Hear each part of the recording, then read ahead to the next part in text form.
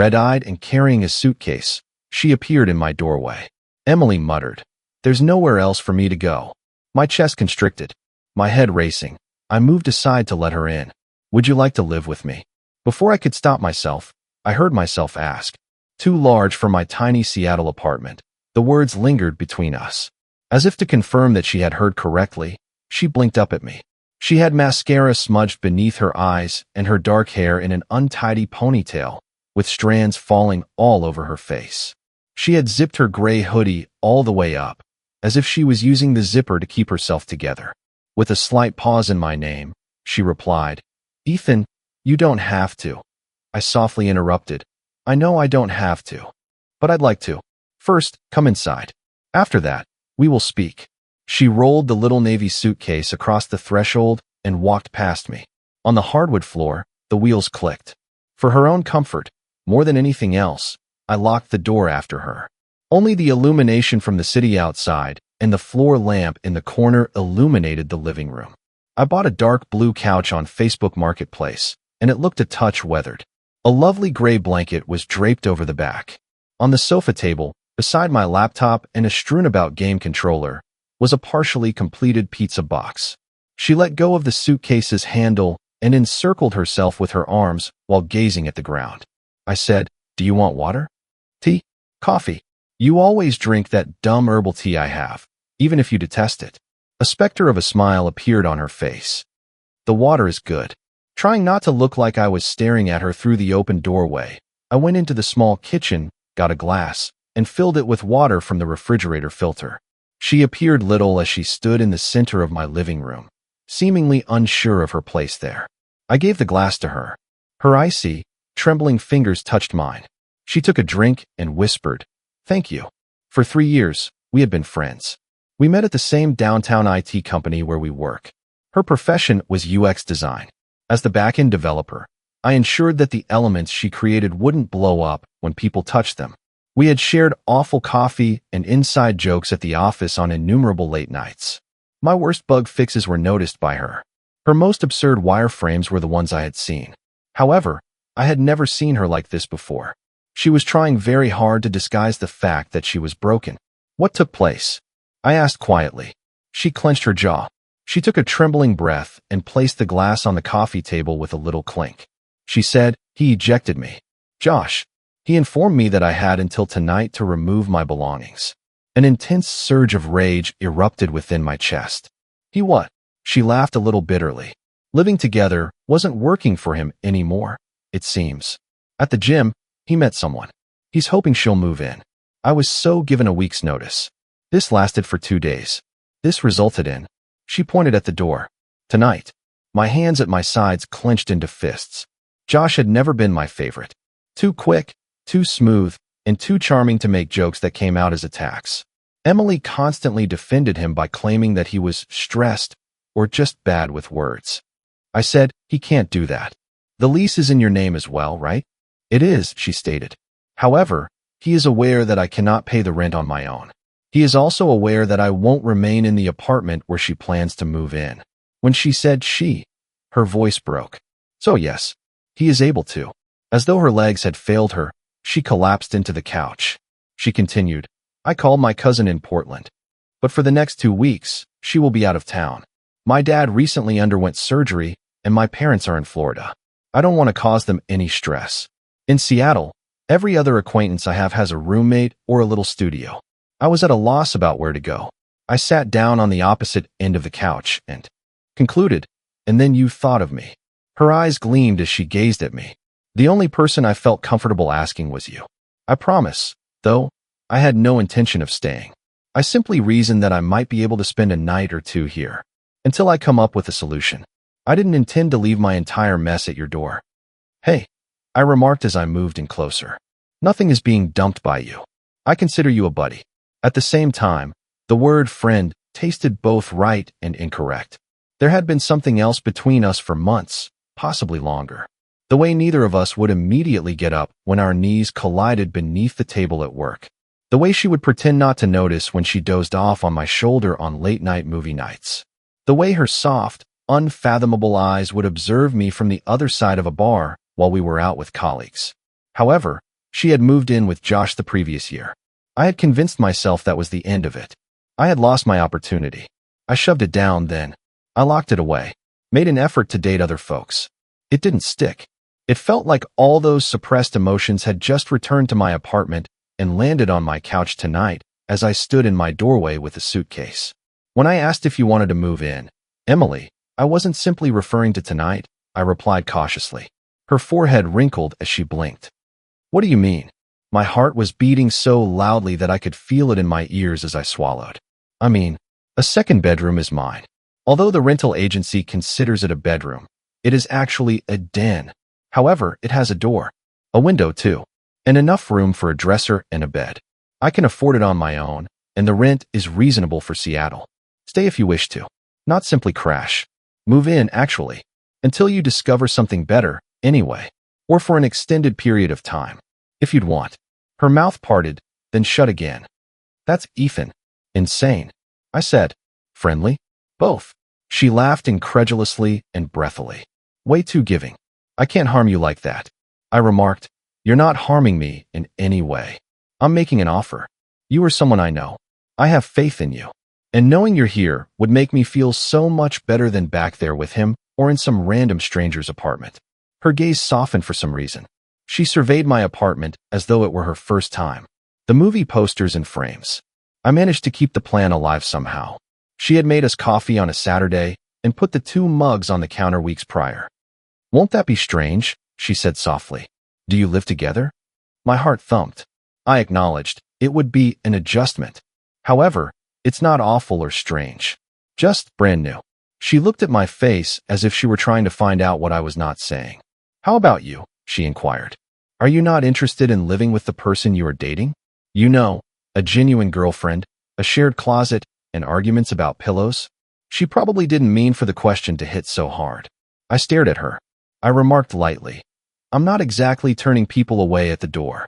And I can deal with that if I ever make the decision to do that. Making sure you're all right is far more important to me right now than some hypothetical future girlfriend with pillow opinions.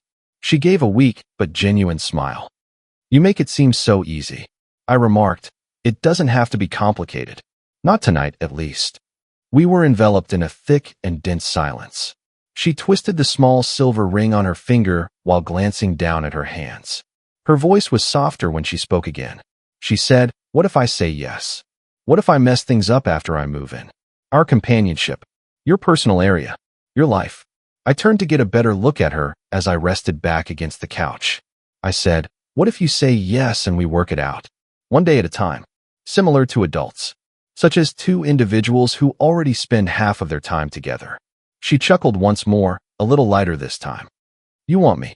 Here, really? I didn't hesitate at all. Yes, I said. Yes, I do. Something electrifying flowed between us as our eyes locked. Not merely thankfulness. Not only comfort. Something more profound. An item that has been waiting for a long time. All right, she muttered. Then sure. I'll take up residence. If you're certain. I grinned. A mixture of fear and odd serenity. I'm positive. I got up and picked up her bag. I tried to maintain a calm tone as I said, come on, roommate. Give me a look at your new room. I had the unshakable impression that I had just opened a door that I wasn't prepared to close again as I made my way down the brief corridor toward the den. She might be saved if we let her move in. However, it may also shatter the cautious barriers I had erected around my feelings for her. And I wasn't sure if I wanted those walls to stay up for the first time in a long time. Emily stood in the center of the den, clutching herself and slowly spinning around, making it appear even smaller. Only a cheap floor lamp, a small window, and the depressing outline of my former desk, before I relocated it into my bedroom, were visible. There were a few dents in the beige carpet from furniture that was removed months ago. With caution, she murmured, "This is cute." "It's sincere," I remarked. "But if you want it, you can have it. This weekend, we can go to IKEA and get you a dresser, a bed, or anything else you want. We can bring the air mattress in from my closet for tonight." She grinned, genuine yet exhausted. An air mattress and IKEA. Ethan, you have a knack for wooing girls. When she made a joke like that, my heart always gave a tiny flip. "That's me," I remarked. "Mr. Smooth." She took a step toward the window and raised the blinds a couple of inches.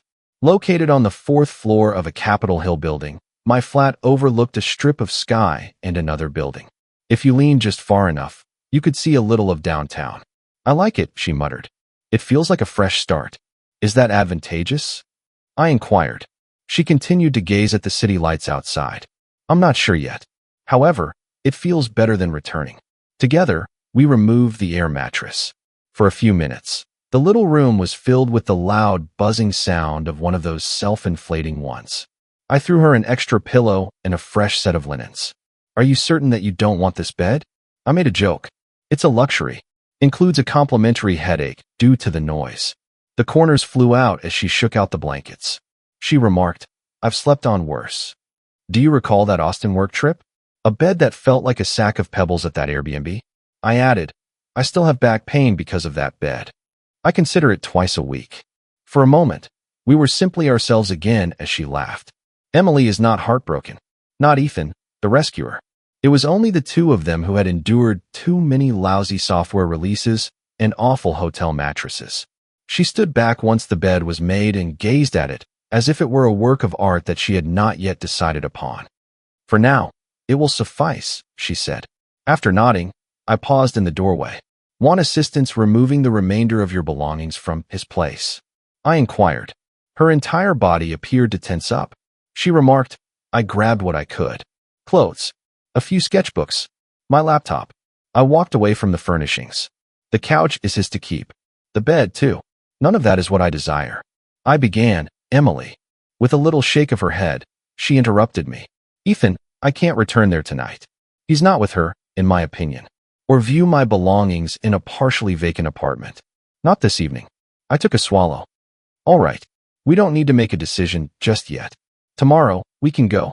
Or the following week. Or never. Anything you desire. She lowered her shoulders slightly in relaxation. I'm grateful, she muttered. For a moment, neither of us knew what would happen, so we stood in the doorway. I wanted to ask so many questions. For what length of time had Josh's situation been truly bad? How come she hadn't told me? How many times had I been at home playing video games and assuming she was happy while she sobbed in that apartment? Rather, I asked, are you hungry? I have pizza left. Additionally, I act as though I don't eat 3 different types of chips. She pulled a face. I shouldn't. However, absolutely. In the end, we found ourselves back on the couch, myself holding a freshly microwaved slice of pepperoni and she holding a cold one. We saw a Netflix cooking show that featured thoughtless chefs creating elevated small plates out of junk food. She was sitting on the couch with her bare feet tucked under her. Eventually, without giving it any thought, she extended her legs till her toes touched my thigh. It was a minor gesture. It seemed enormous. I appreciate you not asking if you're okay, she replied after a while, her gaze still fixed on the screen. I said, I kind of assumed you weren't. It seemed like a stupid query. She gave a small smile. Everyone asks that all the time, even in cases where it is evident. I said, I'll save my stupid questions for later. In times of boredom, the TV was making a faint hum while we sat in silence. A few minutes later, she spoke once more. She questioned, do you ever consider how quickly everything can change? For example, when I woke up yesterday, I believed I was starting a life with someone. And I'm here tonight, sitting on your couch and eating cold pizza. I'm thinking of moving in with my best friend. The phrase best friend fell into my chest simultaneously like a gift and a burden. I remarked, life changes quickly. But just so you know, my couch and cold pizza are a good upgrade. She looked at me. Avoid making me laugh and cry at the same moment. That's too much for my face right now. For a moment, I observed how the TV's light shifted across her face. The makeup was smudged. When she was thinking too hard, there was a slight furrow between her eyebrows. Her mouth slant when she was trying to hide how painful something was. I whispered, Emily, does anyone else know? How about tonight? She gave a headshake. You alone. She swallowed. And I suppose my neighbor. She tried not to scowl at Josh's door as she assisted me in carrying my suitcase down the stairs. I answered, then we'll deal with it. At your own speed. You owe no one a flawless tale.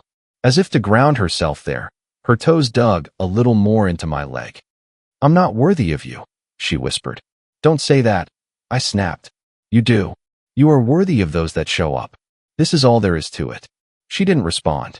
However, She also did not move her feet. She was about 11 when her eyelids began to droop. She was trying to concentrate on the TV by blinking frantically, but her head was doing that sluggish bob that indicated she was going to fall asleep. I murmured softly, "You should go to sleep. Tomorrow is my big first day as my roommate." She gave a yawn. "Are you certain you're comfortable with this?" I grinned. "As soon as I understand how much space you need on the bathroom counter, ask me again." "Yes, for the time being. I'm all right." She moved, getting up and dangling her feet off the couch. She simply stared down at me for a moment, as if she had something to say but was unsure how to express it. Finally, "Good night, Ethan," she said. "Additionally, thank you." "For real." I said, "Good night, Em." She started toward the corridor, then halted. Went back. She leaned down and put her arms over my shoulders before I could inquire what was wrong. The embrace was brief but firm. The side of my head touched her cheek. Her rapid, irregular heartbeat was palpable against my back. Then, almost too quickly, she released her grip and withdrew as if she had stepped over a boundary she wasn't sure she was permitted to cross. "I apologize," she muttered. It's all right," I muttered.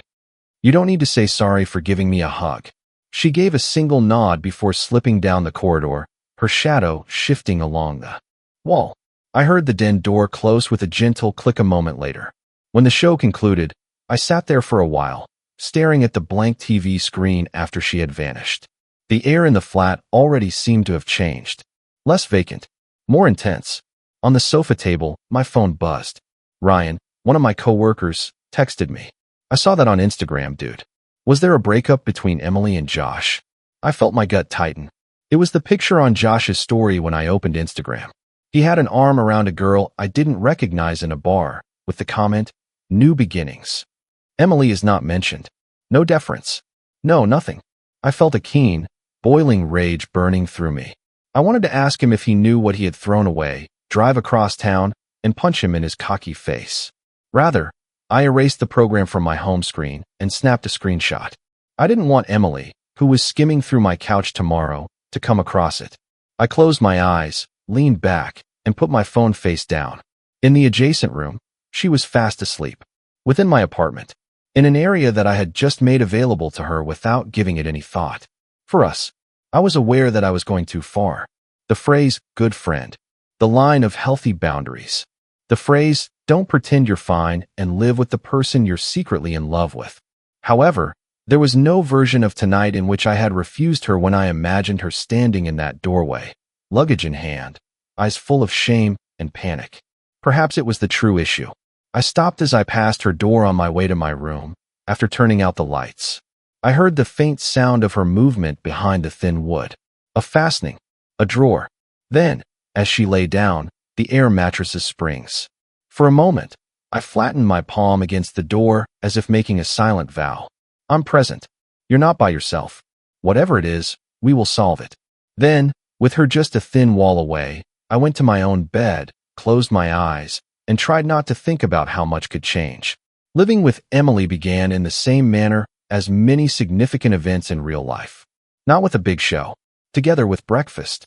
There was a faint clatter of plates and the fragrance of coffee when I woke up the following morning. I briefly forgot she was there, thinking that perhaps I had finally matured enough to prepare breakfast before work. Then I noticed her in my kitchen as I entered the hallway. She wore an old Washington Huskies t-shirt that was undoubtedly not mine, and her hair was down and a little disheveled. To keep it from falling to her knees, she knotted it at one side. Bare feet, leggings in black. As if she had been doing this for years, she was pouring coffee into 2 mugs. As if it were the most natural thing in the world, she said, "Good morning." "Hey," I said. "You found the coffee," I said. She grinned. "I've seen your process enough times to reverse engineer it." I asked, "You mean loading the machine with grinds and hitting on?" "Yeah, quite intricate." She slid a mug in my direction while rolling her eyes. Avoid shattering the illusion. She had already located my bread. I had been acting as though I hadn't noticed the sad, nearly empty jar of peanut butter sitting on plates with 2 slices of toast. She remarked, "I had no idea what you wanted. So I prepared the simplest breakfast imaginable." I remarked, "This is already better than what I usually eat. Normally, all I do is drink coffee and hope to find a donut somewhere during a meeting." We bumped knees at the small table by the window as we ate. When I initially moved in, I bought a table from a thrift store, and the chipped edges were washed out by the light coming through the glass. "So, how's the air mattress?" I asked in between mouthfuls. She described it as surprisingly kind to my spine. Or perhaps I was too tired to give a damn. I dozed off. That's something. As if she needed something to do with her hands, I watched her butter the corner of her toast that she hadn't yet eaten. Over the back of the chair lay her hoodie from the previous evening. The slight stiffness behind her eyes persisted, but she appeared gentler this morning. I said slowly, "We don't have to make any major decisions today. However, we can visit IKEA if you'd like to at least get off the air mattress." She nibbled while reflecting. "On Monday, I have work," she stated. "By then, I should definitely act like a responsible adult. It would seem like a decent first step to get a bed." On the table, my phone buzzed. An email for work. Unlooking, I turned it over. I said, "After lunch, we can go. In the showrooms, we will separate couples by observing and evaluating their furniture selections." This time, her smile was genuine. Agree. The day evolved into an odd form of household life that I was unaware I desired. In my ancient sedan, we took turns choosing music and fought over playlists as we traveled south to IKEA. We carried a trolley through flawlessly simulated living rooms in the enormous blue store box, making up tales about the individuals who lived there.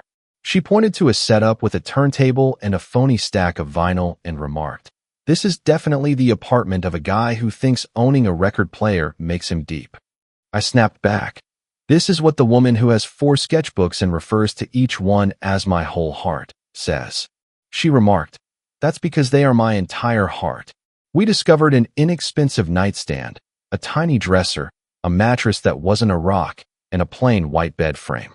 She would read the name in a false Swedish accent, stand on her tiptoes to get to the tag, and then make a face until I gave in and laughed every time we disagreed.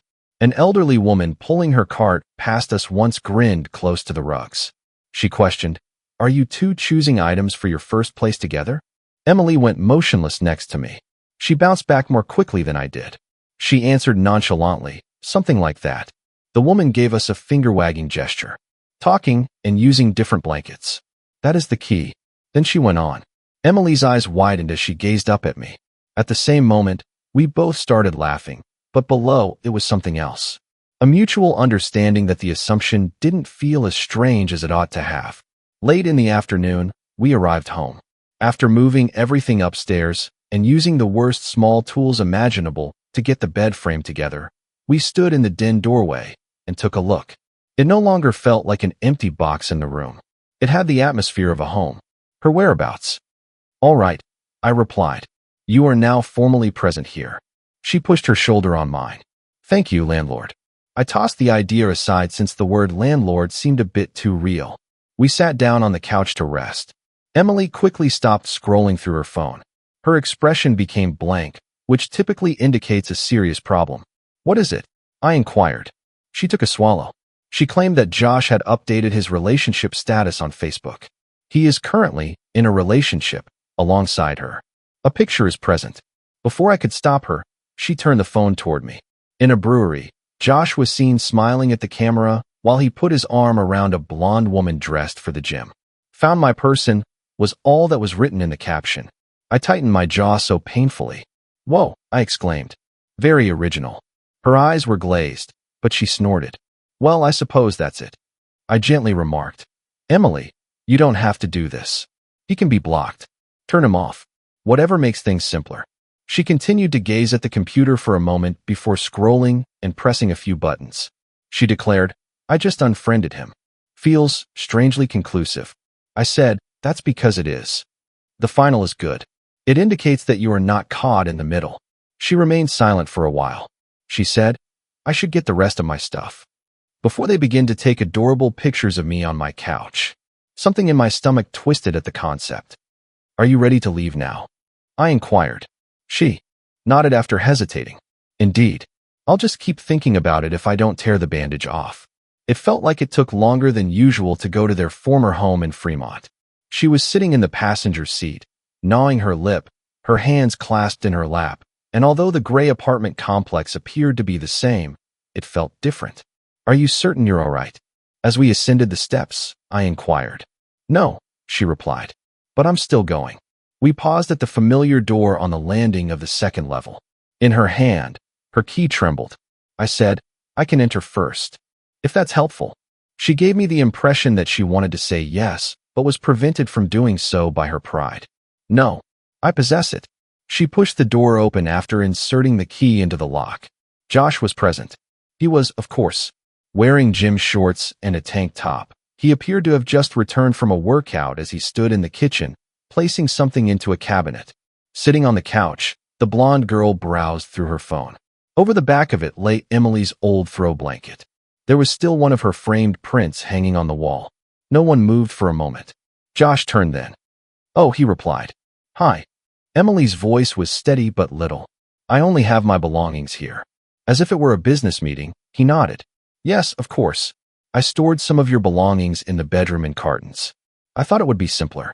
He wanted her out so quickly that I could see her flinch. How effectively he had done it. The blonde girl's eyes darted up and down between us. Hello, she said clumsily. Emily remained silent. She went straight down the hall past them. Josh seemed to notice me at last. Ethan, he said. Dude, what's up? I gazed at him. Nothing positive. His eyes missed the half-laugh he let out. Look, I realize this looks awful. It's awful, I answered coolly. You don't need to make it fancy. He clenched his jaw. You're not an expert in everything. I took a small step forward, speaking quietly. I am aware that in order to move on more quickly, you evicted her from her own home. That is sufficient. He shrugged, as if that were normal. We didn't get along well. In any case, we would have broken up. There's no use in prolonging it. I asserted that there is a distinction between finishing something and discarding someone. He gave an eye roll. You were always dramatic. My mouth opened, then closed again. The blonde girl was watching at us, and I could feel it. I had no intention of entertaining this man. After a few minutes, Emily returned down the hall with a tote bag and 2 cardboard boxes. She had harsh, dry eyes. That's all that matters, she stated. Are you sure? Inquired Josh. I can't. I'm positive, she interrupted.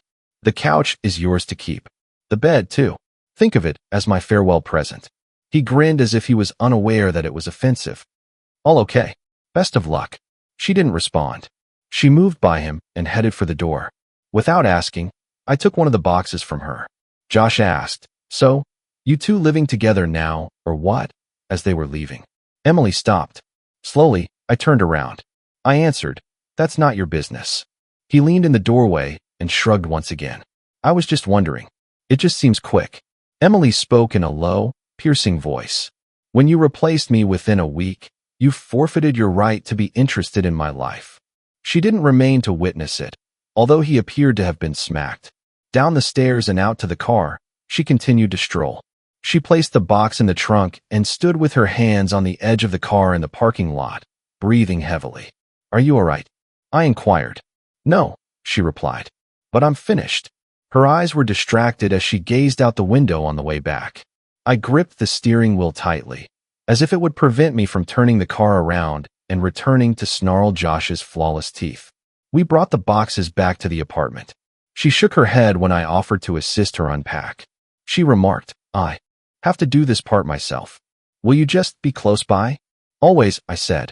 As she went back and forth between the living room and the den, I pretended to answer emails while I sat on the couch. I could hear the rustle of folded garments, the click of sketchbooks piled on the nightstand, and the gentle thump of volumes on shelves. The place eventually felt more hers than it had ever done. At last, she emerged and collapsed on the couch next to me. There, she murmured.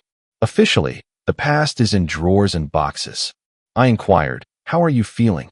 She considered it, as if I had just completed a marathon for which I had not prepared. For a while, we sat in silence. I sensed that a tempest was brewing within of her. Then it broke. Ethan, I'm afraid, she remarked abruptly. What if I moved in here and ruined your life? What if this has a negative impact on things? I looked over at her. Hey, observe me. Her eyes glistened as she did. I said, You didn't make any mistakes. You don't cause trouble. I wanted you to be present. I still do. What if you later regret it? She muttered. What happens if you start dating someone and they don't want your half-unpacked, emotionally wounded ex-roommate to live next door? I don't want someone else, I nearly blurted. Then they won't be the right person for me, I said instead. She seemed to be looking for the area of my face that I was not expressing. My ribs were pounded by my heart. My phone buzzed on the coffee table before we could exchange another word. A fresh email for work. My stomach dropped when I read the subject line. Company update. Please read about organizational changes. I read the first few sentences when I opened it. Restructuring. Possible shifts in roles. A few jobs were eliminated. For key talent, relocation may be an option. Next week, there will be meetings. Details will be provided later. For an instant, my vision tunneled. Ethan. Emily's voice was distant. What is it? With my mind already racing, I put my phone down and locked it. If my rent increased, I had to move, or I lost my job. If the flat became unaffordable for me. If I was unable to pay to keep her here. Ethan, she said again, edging in closer, her face now flushed with concern. You appear to have just seen a ghost. What took place? I had a dry mouth. Numbers, what-ifs, and worst-case scenarios filled my mind. I spoke too hastily when I said, it's probably nothing. Just business jargon. Emily grabbed my phone. I didn't stop her. Her eyes scanned quickly as she read the email. Reorganizing. Roles shift. A few jobs were eliminated. Her tone softened. The potential for key talent to relocate. She gave me a look. Ethan, I remarked, it might not mean anything to me. We're not sure yet. But it could, she remarked. And it wasn't just fun that made you go pale. I made an effort to laugh. It was strained. I'm all right. Everything is all right. Following next week's meetings, we will have additional information. She pushed her knee against mine as she scooted closer on the couch. Hey, you don't need to put on a good front for me. Having a catastrophe month is not exclusive to me. I gave her a look. Her eyes were filled with anxiety. She had taken my winter hoodie from a box and claimed it, which is why she was still wearing it. At the boxes that still bore her handwriting, piled in the den's corner. I responded softly, I just moved you into my place. And my employment could be in jeopardy less than 24 hours later. It seems like a poor welcome gift from a roommate. She gave a headshake. This wasn't your fault. And, Ethan, I'm not made of glass. It's acceptable for you to need someone. My eyes were fixed on my hands. I might not be able to keep this apartment if I lose my job, or if they shift my role to San Francisco, or whatever. Already, the rent is ridiculous. It's possible that I'll drag you into this, and then let you go again. I can't harm you like that. Not after his actions. She closed her palm over mine. Warm and steady. She began by saying, You are. Not him. Don't act like a walking red flag when discussing yourself. Second, we are still in the dark. Not even your manager has spoken to you. Third, she inhaled. You're not alone in this. We work together to resolve any issues that may arise. That is the behavior of roommates. For some reason, the term roommates didn't seem appropriate given what was going on between us. However, I swallowed it. She squeezed my hand and whispered, For the time being, you can freak out if you want. I'll sit here and evaluate your company's decisions alongside you. I released a breath that I had been holding without realizing it. All right, I replied. Agree. The days that followed were a haze of both typical and unusual. On Monday, we arrived at work as if nothing had happened. Emily is back at her desk in the open plan office, drawing wireframes while wearing headphones. I was sitting in my usual spot, staring at code that kept popping into my head because I kept thinking about her and the organizational changes meeting that was scheduled on my calendar. We settled into a rhythm at home more quickly than I had anticipated. One evening, she prepared spaghetti with canned sauce that she flavored with garlic and any herbs I happened to have on hand. I cleaned the dishes. I joked that I needed a small shelf for my one sad razor and toothbrush, while she piled bottles and creams on the bathroom counter. She wrote things like, buy milk, and don't cry, you're out of coffee, on sticky notes that she placed on the refrigerator. In the little flat, we moved around one another as if we had been doing it for months. We talked about our days as we passed each other in the hallway, bumped hips in the kitchen, and leaned on each side of the doorway. But beneath everything, there was a hum. This consciousness. At night, the thin partition between our chambers. When she watched some stupid show, her chuckle could be heard reverberating from the den. Even though it was her door now, the way my heart leapt whenever I heard her key turn in the front door. My meeting was on Wednesday. My supervisor was sitting across from me in a glass conference room downtown, looking worn out. An HR supervisor appeared on camera, grinning cautiously when they have news that may go either way. My manager stated, "Your role will not be eliminated." I lowered my shoulders by 1 inch. "However, we are reorganizing the group. You have the chance to relocate to our San Francisco office. Larger initiatives. More cash. Increased visibility." The word opportunity weighed heavily. "What if I decide not to move?" I inquired. He answered, "You can continue playing for the Seattle team. However, we will be smaller, thinner. There will be some changes in responsibility. For a while, it can imply more labor." Additionally, later on, he left the sentence hanging. He was not required to. 2 versions of my life were in my pocket when I left the meeting. One in which I took the promotion, relocated to California, overpaid for a shoebox apartment, and texted Emily about how strange it felt to be so exposed to the sun. And the one I stayed at. Took a chance. Maintained my city. Maintained my house. Retained her. I discovered her at the kitchen counter that evening, surrounded by printouts and color swatches. "What is all of this?" I put down my rucksack and asked. She pushed a lock of hair behind her ear and looked up. She declared, "I got a freelance project.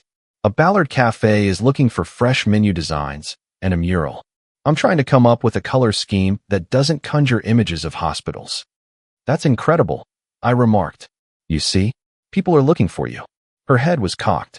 "How went the meeting?" "Mostly to have something to do with my hands." I opened the refrigerator. "It was all right." She questioned. "Okay, like, I'm fine, stop asking." Or okay, like actually okay? I picked up 2 sparkling water cans and placed one in front of her. I said, "I still have a job. If I relocate to San Francisco, they'll give me a promotion." She stopped. "San Francisco," she said once more. "Yes," I said. "More cash. Larger initiatives. Every buzzword. And what if you don't go?" she said softly. I replied, "Then I remain on the smaller team here. Identical title. Long-term, perhaps less stability. I gotta keep my life, though. My city. I'm crying already over my rent." She forgot about the color swatches and turned completely to face me. "What are you looking for?" I had spent the entire afternoon dodging that question. I inhaled. I answered. I believed I wanted the promotion. I would have leaped at the chance. A new city, a new role, and a new set of issues to resolve. "Now?" she inquired. "Now." I looked her in the eyes. "Now, this apartment is on my mind constantly. And it would be strange to get home without tripping over your shoes near the door. Or not be able to hear you cursing at your tablet due to a malfunctioning stylus. Have you stolen my sweatshirts because you think they're more comfortable than yours?" Her eyes were serious, yet her mouth curled. "Those are extremely particular instances." I remarked, "I'm a very specific guy. The point is that, on paper, the San Francisco job seems like a good fit. However, it feels empty when I try to visualize myself there. I shrugged when I thought of staying here despite the danger. I feel as though I shouldn't leave it." She whispered, something like, "What?" "I thought you." I put down my can. "Emily, this hasn't seemed like simply my apartment anymore since you moved in. It feels like ours. And who leaves dishes in the sink isn't the only issue." She objected feebly. "Hey." I grinned. "It feels better, really. Even the sloppy portions." She took a swallow. "You're staying, then?" "Definitely," I said. "I told my manager I wasn't moving." "Here, I'll take the chance. I'll handle whatever comes up next." The home of Seattle, her eyes were bright. "You decided on that today?" "Yes," I said. "Why?" she inquired. I gave her a look. Glanced closely at the smudge of paint on her wrist. She was leaning forward as if my response would make a difference. "Because I don't want to start a completely new life in a different place when the life I truly want is starting here," I responded softly. "Already. In it with you." Between us, there was silence that was filled with everything we hadn't discussed. With a voice hardly audible above a whisper, she questioned, "You're not just saying that because I'm currently taking up half of your closet and your den?" I chuckled, but it was a tremor. "No. I'm saying this because it makes me sick to think of leaving you here and taking a plane to California to act as though I'm okay without you." She opened her mouth. "Ethan." I took a step toward the counter. My heart was thumping violently. I said, "I know this is a bad time. You are still recovering. Without him, you're still discovering who you are. Your best buddy dropping a confession on you like a Hallmark film is the last thing you need." A small smile pulled at her lips. "You aren't exactly worthy of a Hallmark." "Thank you," I said. Her eyes were glowing as she shook her head. Continue. I inhaled once more. I remarked, I've liked you for a long time. Probably longer than I ought to have. I made an effort not to. I made an effort to be merely your friend, your help me move this couch, person, and your code buddy. However, something inside of me made a decision when you arrived at my door with that suitcase.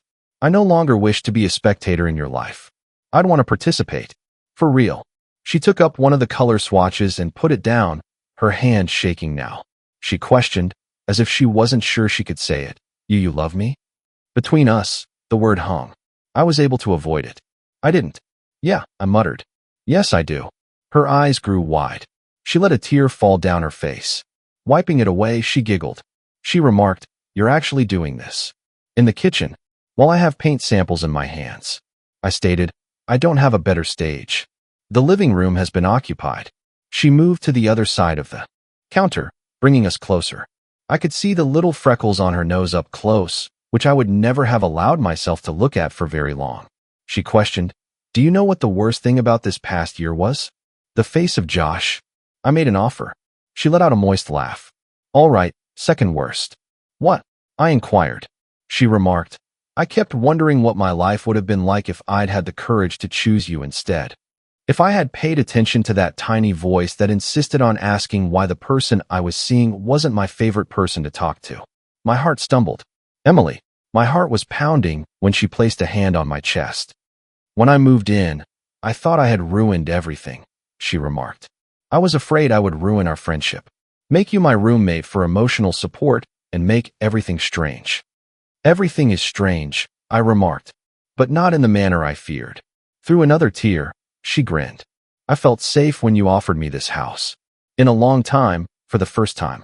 And after seeing you obsess over your work and still care more about me than yourself over the past few days, I came to a realization. What? I muttered.